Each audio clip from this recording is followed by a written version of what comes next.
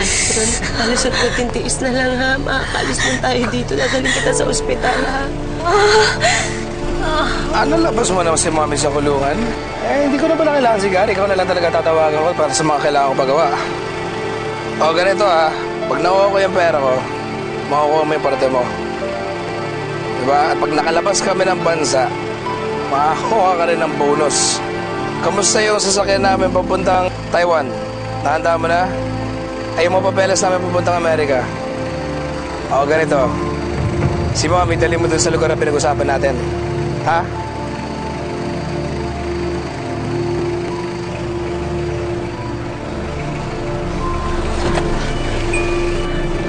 Jared, nadideliro niya si Alison!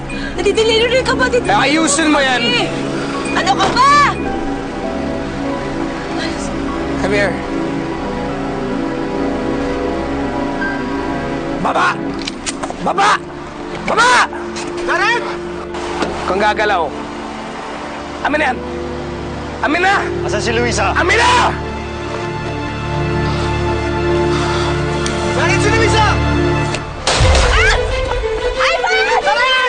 Ivan! Luisa! Nandito kami! Boy, nandito kami! Ivan!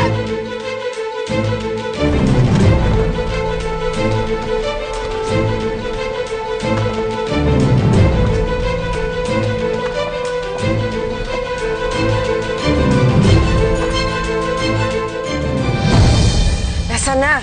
Nasaan na si Jared? Akala ko nandito na.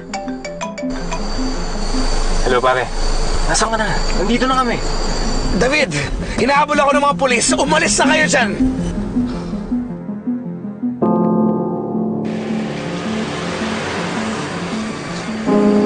Alis na tayo dito. Nasundan siya ng mga pulis. Ayan na siya eh. Bakit nasundan?